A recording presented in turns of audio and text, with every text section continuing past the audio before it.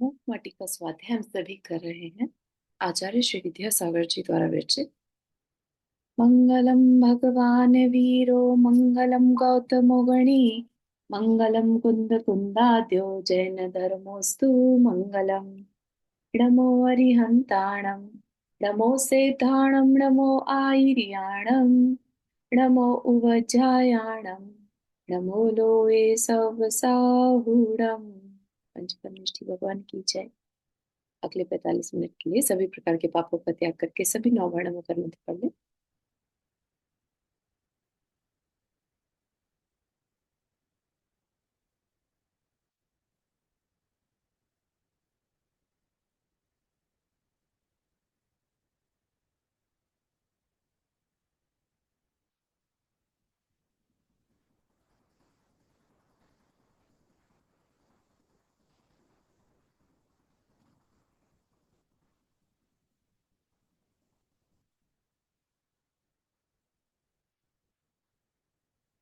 हम्म, तो यहाँ पर जो हमारी चर्चा चल रही थी वो हमने देखा कि अभी जो शिल्पी है, कुम्हार है, उसने घड़ा कलश बना दिया। ठीक है, कुंभ बना दिया तो घड़ा ही कहेंगे, राइट। बनाने के बाद उसने बड़े ध्यान से उसे चाक पर से उतारा और उसे सूखने के लिए रख दिया। ठीक है ना। अभी उसे पकाया नहीं है, सिर्फ सूखने रखा है ताकि मिट्टी थोड़ी सॉलिड हो जाए। ठीक है ना। और फिर उसको ठोक पीट कर उसने शेप दिया, कहीं से भी उसमें कोई खोट ना रहे। ठीक है। और सब कुछ होने के बाद जब आकार भी ठीक हो गया, सब कुछ बहुत सुंदर हो गया, तो अब शिल्पी जो है उस पर थोड़ी सी आर्ट वर्क कर रहा है। ठीक है। कुछ नंबरिंग लिखी है, कुछ आर्ट करी है। ठीक है ना। तो उसी की चर्चा चल रही है। सबसे पहले 2 जगह लिखा था, 99 और 9। है ना। तो वो तो बहुत अच्छे।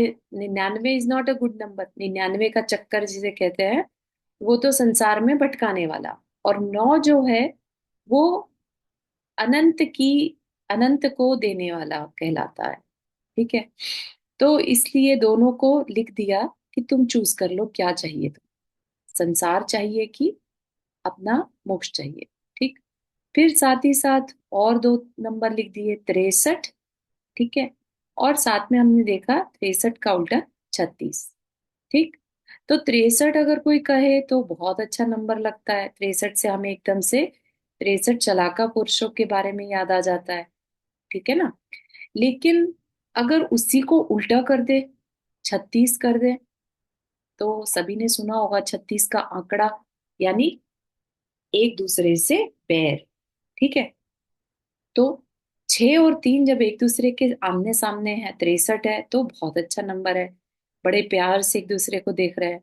लेकिन 36 है तो देखने में ही ऐसा लग रहा है मुंह फेर कर अपना वैमनस्य, अपने अंदर के भावों को निकाल रहे हैं। ठीक है ना। एक दूसरे की शक्ल तक देखना पसंद नहीं करते, एक दूसरे से जलना, है ना, एक दूसरे को के दुख को देखकर खुश होना, ये क्या है? 36 का आगमन जहां हो, 36 का आंकड़ा हो। ठीक। 3 और 6 इन दोनों की दिशा एक दूसरे से विपरीत है। विचारों की विकृति ही आचारों की प्रकृति को उल्टी करवट दिलाती है। कलह संघर्ष छिड़ जाता है परस्पर, फिर क्या बताना। 36 के आगे 1 और 3 की संख्या जुड़ जाती है, कुल मिलाकर 363 मतों का उद्भव होता है, जो परस्पर एक दूसरे के खून के प्यासे होते हैं, जिनका दर्शन सुलभ है आज इस धरती पर। क्या कह रहे हैं? 3 और 6 इन दोनों की दिशा एक दूसरे से विपरीत है, ये हमें भी नजर आ रहा है, राइट। 63 में एक दूसरे को फेस कर रखा है, ये आप देख भी सकते हैं, है ना। 63 में एक दूसरे को फेस करा है और 36 में विपरीत दिशा है। ठीक। तो विपरीतता किसमें? विचारों की विकृति ही आचारों की प्रकृति को उल्टी करवट दिलाती है। विचारों की विकृति मतलब हमारी सोच ही खराब हो जाए, है ना। सोच कब खराब होती है? जब हमारे अंदर कषाय भरी हो। हम किसी का अच्छा, किसी को बढ़ता हुआ नहीं देख सकते, क्योंकि हमारी मान कषा इतनी अधिक है कि हम चाहते हैं कि हम ही सबसे बेस्ट हो। ठीक है ना। ये क्या है? विचारों की विकृति। तो उससे क्या होगा? आचार की प्रकृति। आचार मतलब आचरण, है ना? तो हमारा जो बिहेवियर होगा वो अच्छा नहीं मिलेगा। विचारों आचार की प्रकृति को उल्टी करवट दिलाती है। कलह संघर्ष छिड़ जाता है परस्पर। जहां 36 है वहां पर झगड़ा होगा ही होगा, क्योंकि एक दूसरे को सहन नहीं कर सकते। फिर क्या बताना, है ना? सबको मालूम है 36 की बात। 36 के आगे एक और 3 की संख्या अगर जुड़ जाए तो क्या होगा? 363। 363। 363 क्या है? मत है। 363 मत, जो प्रचलित मत है ना? जिसमें कि मिथ्यात्व भी एक मत है। ठीक है ना? तो ऐसे 363 मत क्या कर रहे हैं? परस्पर एक दूसरे के खून के प्यासे होते हैं। क्यों हो जाते हैं? क्योंकि सबको अपनी अपनी बात ऊपर रखनी है। ठीक है ना? मत का क्या मतलब है? अपने अपने विचार। ठीक है ना? मत मतलब अपने अपने विचार। तो 363 मेन जो विचार हैं उनको मत कहा यहाँ पर। ठीक है? कि तुम मेरा ही सुनो, मेरा सबसे बेस्ट है। ठीक है? ऐसा करके 363 मत बन गए।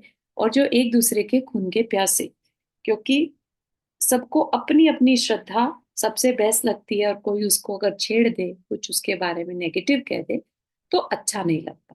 ठीक। फिर और क्या कर रखा था कुंभ पर? कुंभ पर हुआ वह सिंह और श्वान का चित्रण भी बिना बोले ही संदेश दे रहा है। दोनों की जीवनचर्या चाल परस्पर विपरीत है। पीछे से कभी किसी पर धावा नहीं बोलता सिंह, गरज के बिना गरजता भी नहीं, और बिना गरजे किसी पर बरसता भी नहीं। यानी मायाचार से दूर रहता है सिंह। ठीक। तो क्या कहा? कुंभ पर और भी चित्रण किया हुआ था। किसका? सिंह और श्वान। श्वान होता है कुत्ते को, जो संस्कृत है या ओरिजिनल भाषा है हिंदी, उसमें श्वान कहते हैं। ठीक है? बिना बोले ही संदेश दे रहा है। अगर एक सिंह का चित्र बन जाए और एक श्वान का चित्र हो, तो दोनों का चित्र ही अपने आप में संदेश देते हैं। क्या? दोनों की जीवनचर्या चाल परस्पर विपरीत है। सिंह क्या करता है? पीछे से कभी किसी पर धावा नहीं बोलता। ठीक है? चुपचाप दबे पाव कभी धावा नहीं बोलता। गरज के बिना गरजता भी नहीं। जब उसे भूख लगी हो, कोई कारण हो, तभी गरजता है। वो बहुत दहाड़ लगाता है ना शेर। ठीक है? और बिना गरजे किसी पर बरसता भी नहीं। एक कहावत चलती है ना, जो गरजते हैं वो बरसते नहीं। राइट? लेकिन यहाँ पर सिंह के लिए क्या कहा? कि सिंह जो है बिना गरजे किसी पर बरसता भी नहीं।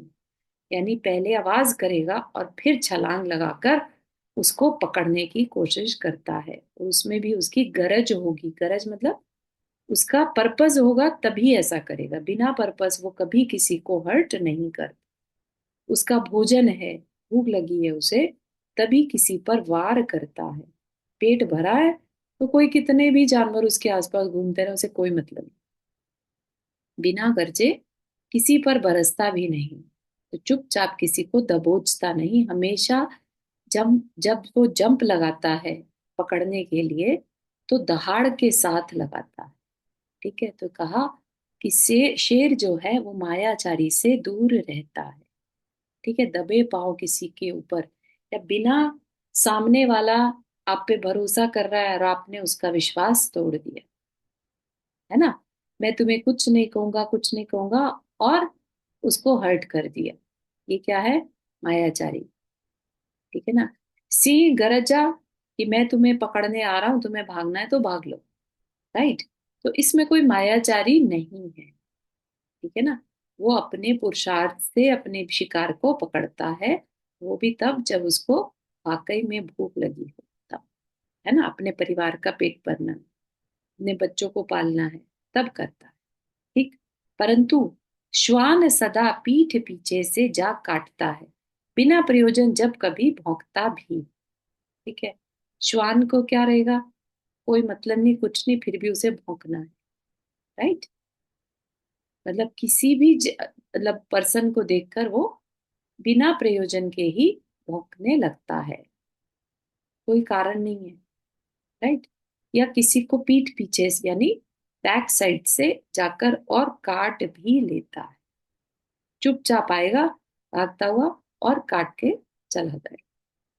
ठीक है ना, तो ये किसकी प्रवृत्ति है? श्वान की, यानी मायाजाली। ठीक। जीवन सामग्री हेतु दीनता की उपासना कभी नहीं करता सिंह, जबकि स्वामी के पीछे पीछे पूंछ हिलाता श्वान फिरता है एक रोटी के लिए। सिंह के गले में पट्टा बंध नहीं सकता, किसी कारणवश बंधन को प्राप्त हुआ सिंह पिंजड़े में भी बिना पट्टा ही घूमता रहता है। उस समय उसकी पूंछ ऊपर उठी तनी रहती है, अपने स्वतंत्रता स्वाभिमान को कभी किसी भांति आंच आने नहीं देता वह। और श्वान स्वतंत्रता का मूल्य नहीं समझता, पराधीनता दीनता वह श्वान को चुभती का नहीं कभी। श्वान के गले में जंजीर भी आभरण का रूप धारण करती है। ठीक है, तो क्या बता रहे हैं, श्वान और सिंह का बड़ा सुंदर चित्रण किया है यहाँ पर आचार्य श्री ने। क्या कि जो सिंह है, बहुत अच्छी अच्छी बातें हैं सिंह की क्वालिटी बता रहे हैं। ठीक है, सिंह क्या करता है? जीवन सामग्री हेतु दीनता की उपासना कभी नहीं करता, बेचारापना नहीं रहता, है ना। गरज कर अपने शिकार को पकड़ता है, मेहनत करता है, भागता है उसके पीछे, राइट। ऐसा नहीं कि काश कोई ला के दे दे तो खा ले, तो इस तरह की दीनता नहीं रहती उसमें। जीवन सामग्री हेतु, जीवन को चलाने के लिए, कि कोई मरा हुआ मिल गया तो आके अपने आप ही पशु कोई अपने पास आकर बैठ जाएगा, मर जाएगा आप सामने तो खा लेगा, ऐसी दीनता उसके अंदर नहीं रहती, अपना शिकार खुद करता है। जबकि श्वान क्या करता है? स्वामी के पीछे पूंछ हिलाकर घूमता रहता है, किसके लिए? एक रोटी के लिए, है ना। स्ट्रे स्ट्रे डॉग भी होते हैं, अगर उनको तुम रोटी देने लगो तो वो रोज आपके दरवाजे पर आने लगेगा। अब उसको कोई पुरुषार्थ करने की जरूरत नहीं है, उसको रोटी मिल रही है, उसका पेट भर रहा है ना। तो ये श्वान की प्रवृत्ति है, जहां उसको मिलने लगेगा वहां वो पूंछ हिलाकर उसके पीछे पीछे भी चलने लगेगा, स्वामी भक्त बन जाता है इसके लिए, रोटी के लिए। तो उसके अंदर दीनता की भावना, स्वार्थ है। ठीक है ना। सिंह के गले में पट्टा बंध नहीं सकता, कभी भी किसी भी शेर को पट्टा बंधे हुए नहीं देखते। ठीक है ना, अगर किसी कारणवश उसको पकड़कर पिंजरे में भी अगर बंद कर दिया जाए तो भी वह बिना पट्टे के ही घूमता है। उस समय उसकी पूंछ ऊपर उठी तनी रहती है। ठीक है ना, किसको रिप्रेजेंट करती है? अपनी स्वतंत्रता स्वाभिमान को। ठीक है ना, किसी तरह से भी अपनी स्वतंत्रता को जितना बंद पड़ेगा, पिंजड़े में ही बंद कर दिया तो अलग बात है, लेकिन उसमें भी उसका एक एटीट्यूड रहता है, पोजीशन, उसका जो पोस्चर है वो दीनता वाला नहीं रहता, वो अपनी स्वतंत्रता को रिप्रेजेंट करता है, कभी किसी भांति आंच आने नहीं देता। और श्वान स्वतंत्रता का मूल्य नहीं समझता, उसको परतंत्रता में ही आनंद आता है। ठीक है ना, उसको दीनता वह श्वान को चुभती नहीं कभी। श्वान के गले में जंजीर को भी क्या मानता है? पट्टे को क्या मानता है? बहुत आभरण जैसा। हम भी लोग क्या करते हैं ना, गले में अगर गोल्ड चेन पहनी है तो हम उसको एक कॉन्फिडेंस, एक ब्यूटी का प्रेजेंटेशन मानते हैं, राइट। अपने आप में गर्व महसूस करते हैं, जितना भारी सेट उतनी ज्यादा गर्व का अनुभव, राइट। लेकिन इन रियलिटी देखा जाए तो क्या है वो? सोने की चेन गले में पहन लेना, आभूषण पहन लेना और इतराना और घमंड महसूस करना, ये एक तरह की मूर्खता है ना। जबकि इन सब को छोड़कर, क्योंकि हमारा अभी क्या है, लोभ है, मोह है कि सोना अच्छी चीज है, ये क्या है? हमारी अज्ञानता है। क्या ऐसे ही श्वान की अज्ञानता क्या है? गले में पट्टा पड़ा है और वो उसको बिल्कुल आभरण जैसा मान रहा है, खुश हो रहा है कि मेरा स्वामी है, मेरा कोई स्वामी है ना। अपने आप में अच्छा महसूस करता है। श्वान जाति का एक और अति निंद कर्म है कि जब क्षुधा से पीड़ित हो खाद्य नहीं मिलने से मल पर भी मुंह मारता है वह, और जब मल नहीं मिलता तो अपनी संतान को भी खा जाता है। ठीक है ना, मीनिंग बहुत इजीली समझ में आ ही रहा होगा कि और भी जो कमियां बताई जा रही है श्वान जाति की, कि भूख, अगर भोजन अपने मतलब का ना, मतलब भूख लग रही है ना, और मालिक ने दिया नहीं कुछ भी, लेट से मालिक बाहर चला गया कहीं, भूल गया, या स्ट्रे डॉग है, भूख से पीड़ित होगा, तो अगर उसको उसके हिसाब का भोजन नहीं भी मिला तो मल पर भी मुंह मारने से पीछे नहीं हटता। ठीक है ना, कचरे में भी मुंह मारते हुए पाए जाते हैं जो स्ट्रे डॉग्स हैं, राइट। और जब मल भी नहीं मिलता तो अपनी क्षुधा को मिटाने के लिए अपने ही बच्चे को भी खा जाता। ये उसका इतना निंद कर्म, ये उसकी जाति की एक पहचान है। राइट। इस तरह की जाति श्वान की जाति। शेर मरता मर जाएगा लेकिन कभी मल में मुंह डालता हुआ नहीं पाया जाए। ठीक है ना, कभी डॉक्यूमेंट्री मिले तो देखना, शेर का शिकार किस तरह से होता है, एलिगेंसी के साथ करता है। ठीक है ना, किंतु सुनो, भूख मिटाने हेतु सिंह विष्टा का सेवन नहीं करता, न ही अपने सद्यजात शिशु का भक्षण। ठीक है ना, तो ये एक तरह की प्रेजेंट किया गया कि कभी गिरना पड़े, भूख से विचलित हो तो अपनी जाति का ध्यान रखना। ठीक है ना, अपने जाति से रिलेटेड किस तरह का बिहेवियर करना, तो हम कौन सी जाति से बिलोंग करते हैं ये भी ध्यान रखना। ठीक है ना, तो कहते हैं ना सारे तीर्थंकर क्षत्रिय थे, राइट। क्षत्रिय क्या करते हैं, एक एलिगेंसी है, एटीट्यूड है उनमें, राइट, दूसरे की रक्षा के भाव रहता है। ठीक है ना, और अपने अंदर भी दीनता नहीं आने देते। ठीक है ना, कभी शत्रु के आगे अगर जाना भी पड़ जाए तो अपना स्वाभिमान साथ जाता है। ठीक है, वहीं एक और चित्र बना था, क्या था, कुंभ पर कछुए और खरगोश का चित्र। साधक को साधना की विधि बता सचेत करा रहा था। कछुआ धीमी अपनी चाल चलता समय के भीतर लक्ष्य तक जा चुका है, और खरगोश धावमान होकर भी बहुत पीछे रह चुका है। कारण विदित ही है, एक की गति अविरल थी, एक ने पथ में निद्रा ली थी। प्रमाद पथिक का परम शत्रु है, अब दर्शक को दर्शन होता है। कितना सुंदर चित्र।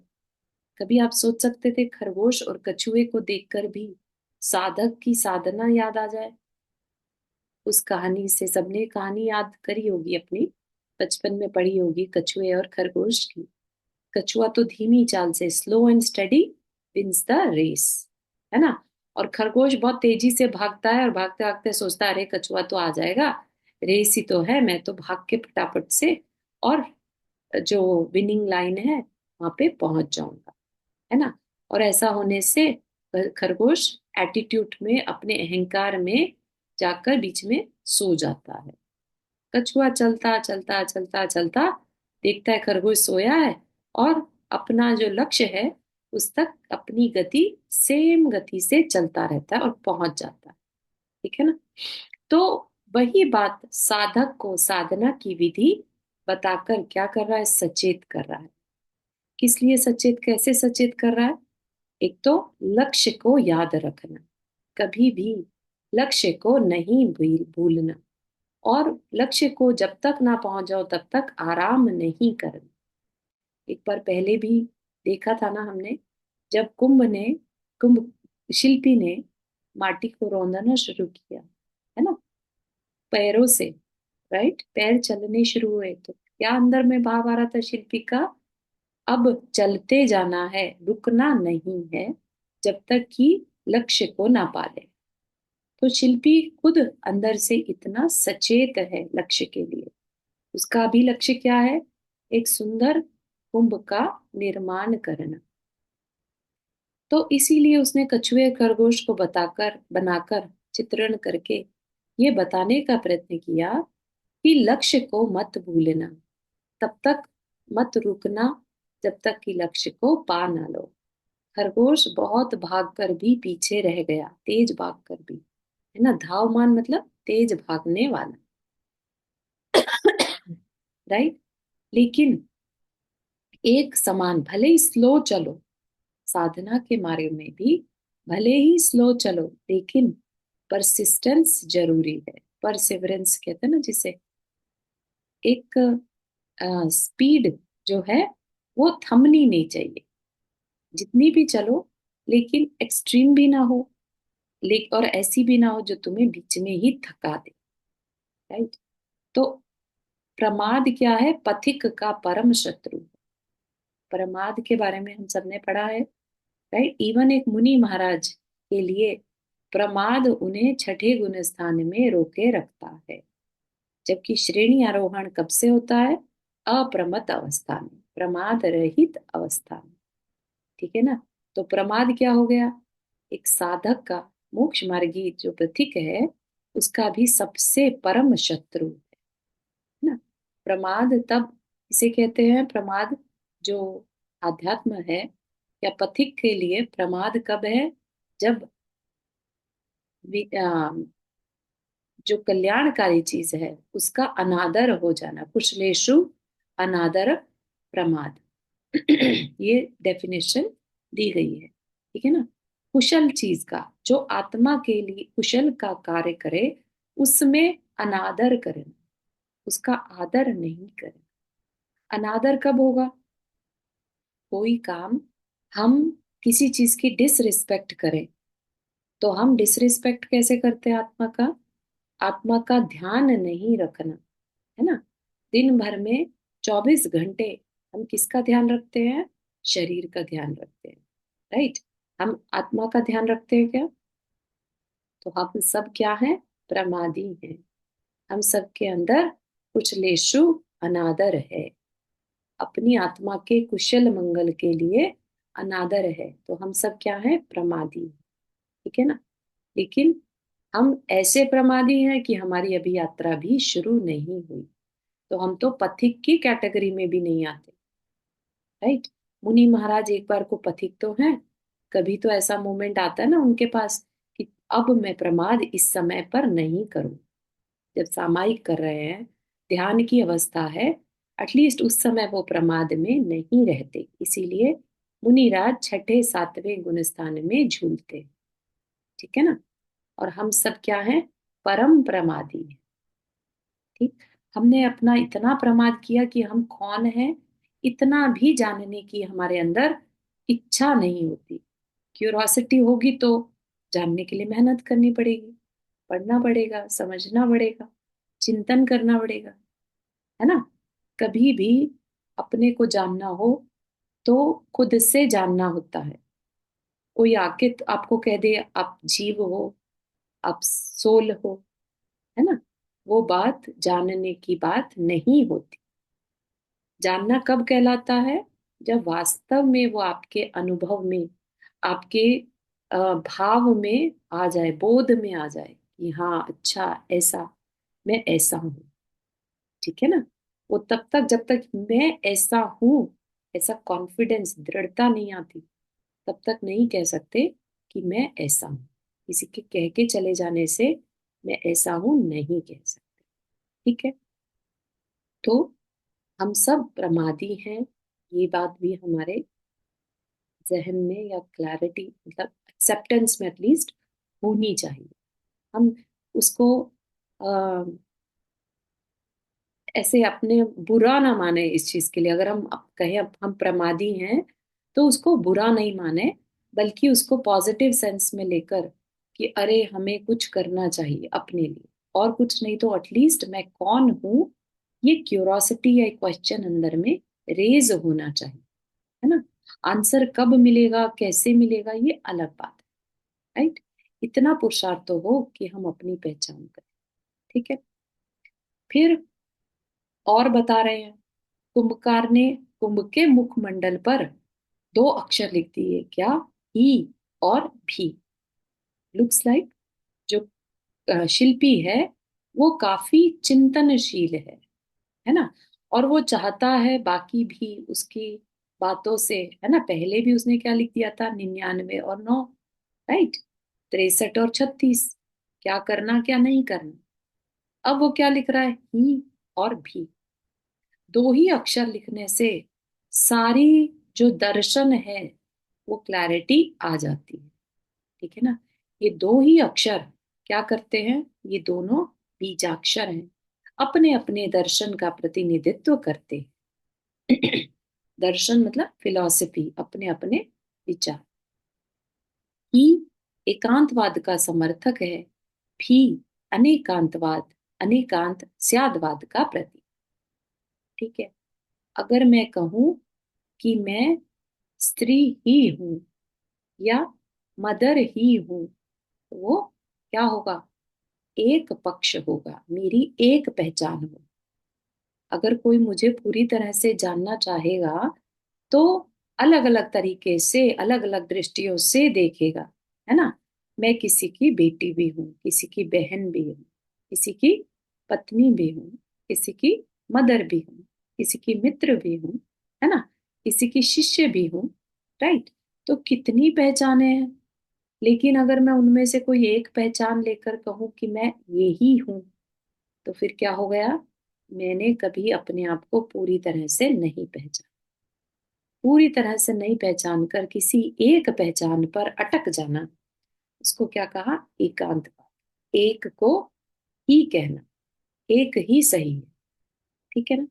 तो एकांतवाद से कभी कल्याण नहीं हो सकता, क्योंकि वस्तु हमेशा अनेक धर्म वाली है। अनेक धर्म मतलब अनेक क्वालिटीज हैं, अनेक पहचाने हैं, ठीक है ना। किसी भी चीज की कह लीजिए, पेपर की कह लीजिए, है ना। पेपर आप किसी भी दृष्टि से, अलग अलग दृष्टि से देख सकते हैं उसकी पहचाने, कितना मोटा है, कितना पतला है, कितना बड़ा है, राइट, उस पे क्या लिखा है, उसकी क्वालिटी क्या है, किस चीज का बना है, अलग अलग तरीकों का बना हो सकता है। तो हर चीज, हर वस्तु के अनेक धर्म हैं। तो अनेक धर्म होने के कारण उसके साथ भी कहना इम्पोर्टेंट होगा, अनिवार्य होगा। तभी हम उसको पूरी तरह से पहचान पाएंगे, नहीं तो हम कभी भी किसी चीज को पूरी तरह से नहीं पहचान सकेंगे और ही कहकर झगड़ा करते रहेंगे, नहीं ये तो ऐसा ही है ना। हर झगड़ा तभी होता है जब हम अपनी बात को कहें नहीं ये ऐसा ही है ना। दूसरा पर्सन कह रहा है नहीं ये ऐसा ही है, दोनों अपनी अपनी बातों को लेकर अड़े हुए हैं, तो झगड़ा होगा, राइट। और अगर ये कहेंगे नहीं ऐसा भी है, तुम्हारे पर्सपेक्टिव से जो तुम कह रहे हो ना वो भी सही है, मैंने जो कहा मेरे पर्सपेक्टिव से देखो तो ऐसा भी पॉसिबल है ना। तो झगड़े की कोई चांस ही नहीं, ठीक है।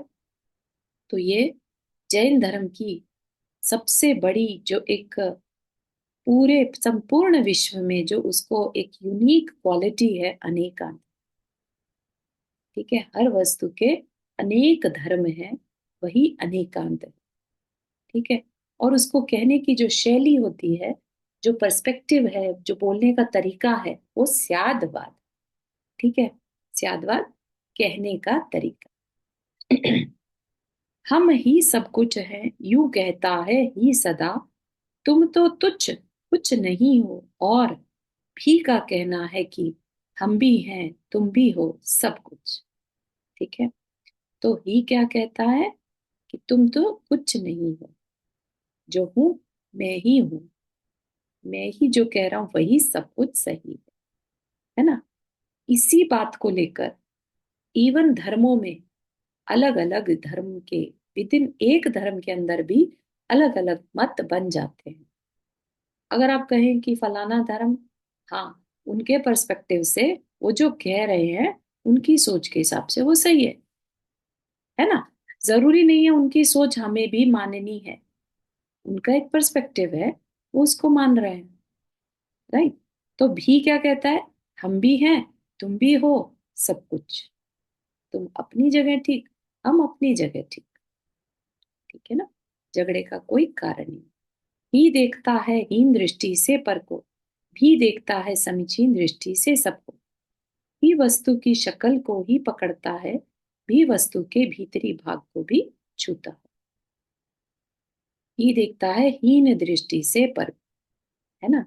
अगर हम अपने ही पॉइंट ऑफ व्यू को सही प्रेजेंट करना चाहेंगे तो हमें दूसरे में कमी दिखानी ही पड़ेगी कि देखो मैं ही सही हूँ। अगर मैं सही हूं तो इसका मतलब दूसरा गलत है, राइट। तो हमेशा हमें दूसरे की गलती ही दिखाई देगी, क्योंकि हमेशा हमें अपने को सही प्रेजेंट करना। तो ही क्या कहता है, हीन दृष्टि से पर को देखने को कहता है। ठीक है ना। लेकिन भी क्या कहता है, समीचीन दृष्टि से। हाँ तुम भी सही हो, हाँ तुम भी सही हो, हाँ मैं भी सही हूँ, हाँ वो भी सही है ना। तो समीचीन मतलब समीचीन दृष्टि से सबको सबके पर्सपेक्टिव से देख रहा है। एक बच्चा कोई बात कहता है और बड़ा उसकी जब बात सुन रहा होता है तो क्या कहता है, हाँ बच्चा है ना, बच्चे तो ऐसे ही बोलते। ठीक है ना। तो क्या पर्सपेक्टिव लगा दिया, बच्चे ऐसे ही बोलते हैं। ठीक है ना। तो अगर यही बात बड़ा कहे तो बड़े कुछ और तरीके से कहेंगे, है ना। तो हमने किस दृष्टि से, हम खुद बड़े होते हुए भी हमने उस बात को बच्चे कह रहा है इसलिए बच्चे की दृष्टि से देखा। ठीक है ना। तो ये क्या हुआ, ये समीचीन दृष्टि से देखना हो गया। ठीक है ना। तो बच्चे की दृष्टि से देखे तो हाँ ये सही कह रहा है, वही बात अगर बड़े की दृष्टि से देखे तो हो सकता है सही ना भी हो। ठीक है ना। ही वस्तु की शक्ल को ही पकड़ता है, बाहर बाहर से उसकी क्वालिटीज को, और भी वस्तु के भीतरी भाग को भी छूता है। जो भी होगा उसके अंदर एम्पथी होगी, करुणा होगी, है ना। उसको दूसरे के अंदर के भावों को पकड़ता है कि वो किस बैकग्राउंड से आ रहा है, उसका अंदर का सोच क्या है। ठीक है ना। जब हम कभी किसी के पर्सपेक्टिव को समझना चाहते हैं तो हमें उसके भावों को भी पकड़ना होता है, राइट। तो भी क्या है, वस्तु के भीतरी भाग को भी छूता है, उसका पूरी तरह से अंदर बाहर कैसा है वो, है ना, उसका पूरा आइडिया लेता है। भी क्या करेगा, एक पर्सपेक्टिव से जैसा बाहर से दिख रहा है उसको पकड़ लेगा। ठीक है ना। तो इसीलिए आगे की लाइन कही,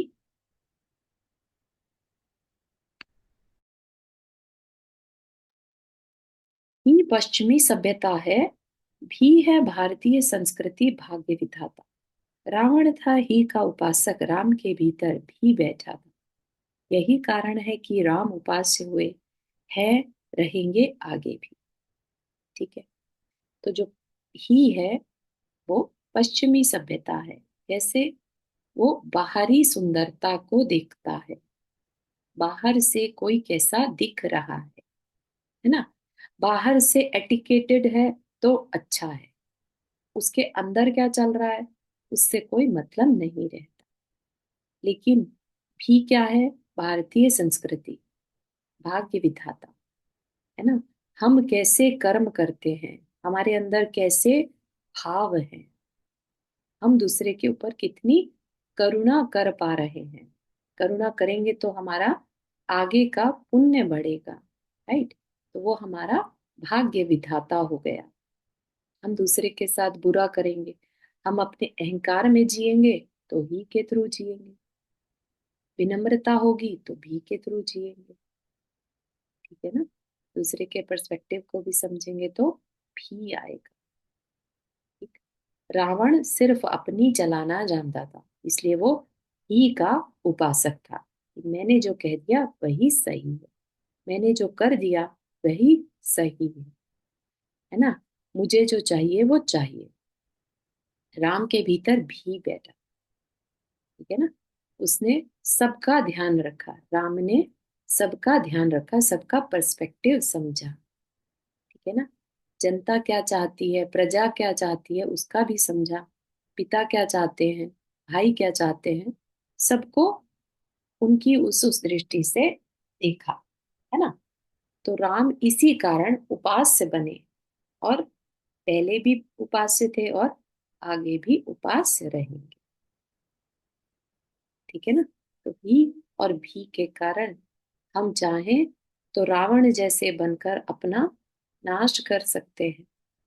रावण को आज तक भी जलाया जाता है, बुरा माना जाता है, उसके ही कहने के कारण कि मैं ही सही हूं, है ना। वो अंत समय तक भी अपनी गलती को स्वीकार नहीं कर पाए। राइट। और रावण के भीतर, राम के भीतर भी था, हर एक के पर्सपेक्टिव को वह समझ रहा था। ठीक है ना। तो हमें चूज करना है हम क्या बनना चाहते हैं। भी के पास आसपास बढ़ती सी भीड़ लगती अवश्य, किंतु भीड़ नहीं, भी लोकतंत्र की रीढ़ है। भी के पास बढ़ती सी भीड़ लगती अवश्य है, क्या मतलब। भी जो है, जो सबकी सबकी पर्सपेक्टिव की बात कर रहा है, वहां पर भीड़ लगती है। ठीक है ना। कि हाँ ये अम, सही कह रहा है। जहां पर भी है वहां पर ब्रॉड माइंडेडनेस है ना। तो अम, बढ़ती सी दिखती अवश्य है, लेकिन लोकतंत्र, लोकतंत्र की रीढ़ जिसे कहा जाता है, वो किसे कहा जाएगा, भी को। भले ही लोकतंत्र मतलब जो तंत्र या जो सिस्टम जनता के द्वारा चलाया जाए, राइट, वो लोकतंत्र। अब भी अगर हम नहीं लेके चलेंगे, ही कहेंगे, तो वो तानाशाह हो जाएगा। राइट। मेरी ही बात मानो, वो क्या हो गया, तानाशाही हो गई। राइट। तो लोकतंत्र की रीढ़ क्या है, भी है। राइट। जहां सबके सुनवाई हो रही है, जहां सबके विचारों को लेकर चला जा रहा है। तो कह रहे हैं, लोक में लोकतंत्र की नीड़ तब तक सुरक्षित रहेगी जब तक भी श्वास लेता रहेगा। भी से स्वच्छंदता मदानता मिटती है, स्वतंत्रता के स्वप्न साकार होते हैं। सदविचार सदाचार के बीच भी में है, ही में नहीं। क्या कहा, लोक में लोकतंत्र की नीड़ तब तक सुरक्षित होगी। लोक में लोकतंत्र की नीड़ मतलब अ, उसका घोंसला कह लीजिए, उसका उसका एग्जिस्टेंस तब तक सही माना जाएगा जब तक कि भी है। राइट। जहां ही आ जाएगा वहां पर भी नहीं रहेगा। स्वच्छंदता अहंकारता जहां पर है, वहां पर भी नहीं हो सकता। अहंकारिता, है ना। स्वच्छंदता मतलब मैंने जो करा वो सही, स्वच्छंद। ठीक है ना। स्वतंत्रता अच्छी चीज है, स्वच्छंदता अच्छा नहीं कहा जाता। ठीक है। तो ये बात समझने की है। स्वच्छंदता और मदान्धता, मदान्धता मतलब अहंकार बना, मद। ठीक है। तो भी अगर हम कहते हैं तो क्योंकि हम दूसरे के पर्सपेक्टिव को भी समझ रहे हैं, वहां पर मद नहीं रहता। ठीक है ना। अपना अहंकार नहीं रहता। और स्वच्छंदता यानी अपनी चलाना। आज का समय जो है, हम देखते हैं कि सब अपनी अपनी चलाना चाहते हैं, स्वच्छंदता बढ़ती जा रही है। तो इसलिए लोक में, समाज में कंट्रोल जो कह लीजिए, वो खत्म होता जा रहा है। एक समाज में अपने परिवार, एक मिलजुल के जो चलना था, है ना, आपस की एक सुरक्षा थी, वो सब खत्म हो रही है। सब स्वच्छंद रहना चाहते हैं, तो असुरक्षा भी बढ़ रही है। ठीक है ना। स्वतंत्रता के स्वप्न साकार होते हैं सदविचार सदाचार के बीच, कहाँ पर, भी में। ठीक है। सदविचार होगा, सदाचार होगा, भी में हम दूसरे को भी स्वतंत्रता देते हैं कि हाँ, तुम्हारा पर्सपेक्टिव भी सही है। अगर कोई कहे मैं ही सही हूँ, तुम सही नहीं हो, तो वहां पर स्वतंत्रता भी नहीं है ना। सदविचार तब पॉसिबल है भी के केस में, जब हम दूसरे के पॉइंट ऑफ व्यू को भी समझ रहे हैं, उससे हमारा भी विजन ब्रॉड हो रहा है, हमें एक नया पर्सपेक्टिव मिल रहा है समझने का, तो हमारा भी विजन ब्रॉड होगा, है ना। हमें दूसरे की तकलीफ समझ में आ रही है, तो वहां पर सदाचार भी होगा।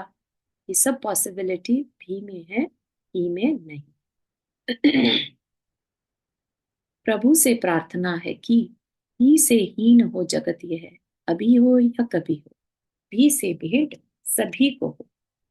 बहुत अच्छी भावना यहाँ पर जो लेखक है वो कर रहे हैं कि संसार के सभी प्राणी ही से दूर रहें और भी से मुलाकात करें। मुलाकात करें मतलब भी की वैल्यू को समझें, अनेकांतवाद को समझें। ठीक है ना। ऐसा मत समझिए कि हम जैन दर्शन जैन कुल में पैदा हो गए तो हम भी को समझते हैं।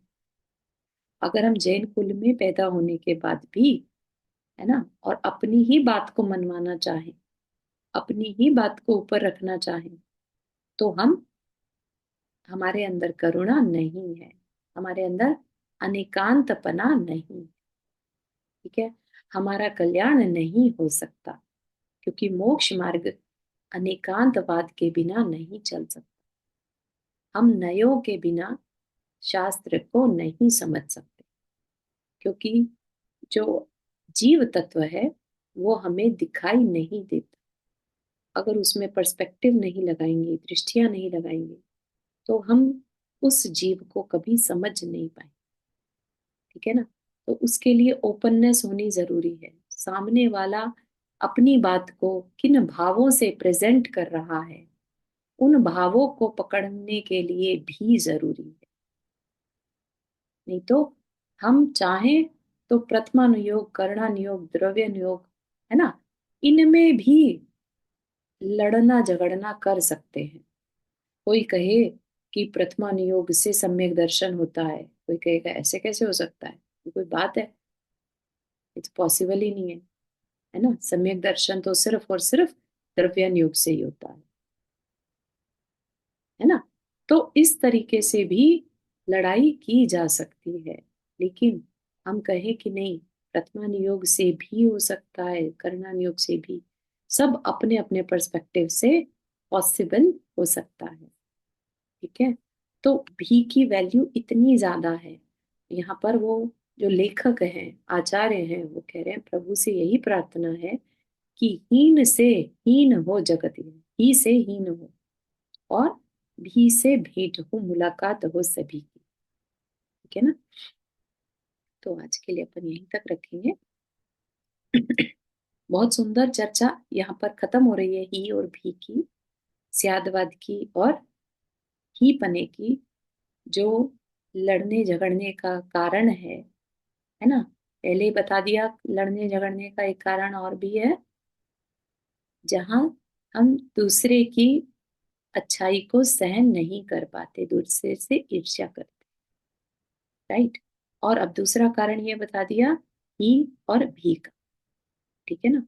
तो बहुत सारे हमें जीवन के रहस्य, हमने जिया तो बहुत है, हम कह लें हमें बहुत ज्ञान है ना, लेकिन हमने कभी जीवन को इस तरीके से आध्यात्म से जोड़कर नहीं देखा होगा। राइट। तो वो दृष्टियां हमें इस मुखपाटी काव्य से मिल रही। ठीक है। यहाँ तक कि किसी को कोई प्रश्न या कुछ शेयर करना?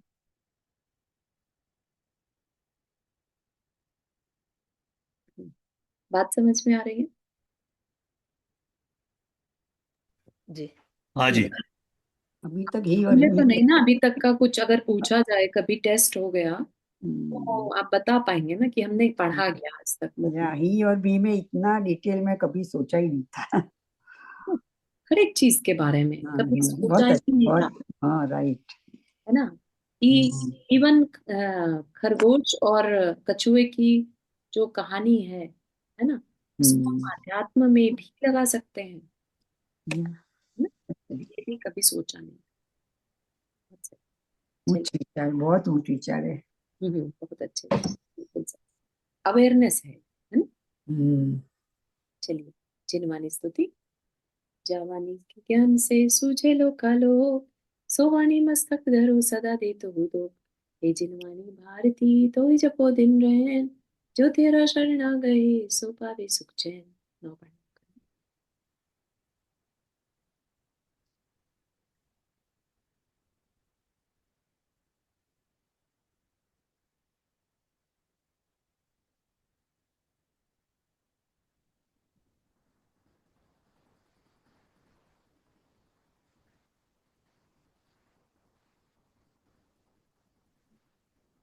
सभी को जय जिनेन्द्र। जय जिनेन्द्र। जय जी। जय जिनेन्द्र। जय जिनेन्द्र जय सभी को। जिनेन्द्र सभी को। जय जय जिनेन्द्र।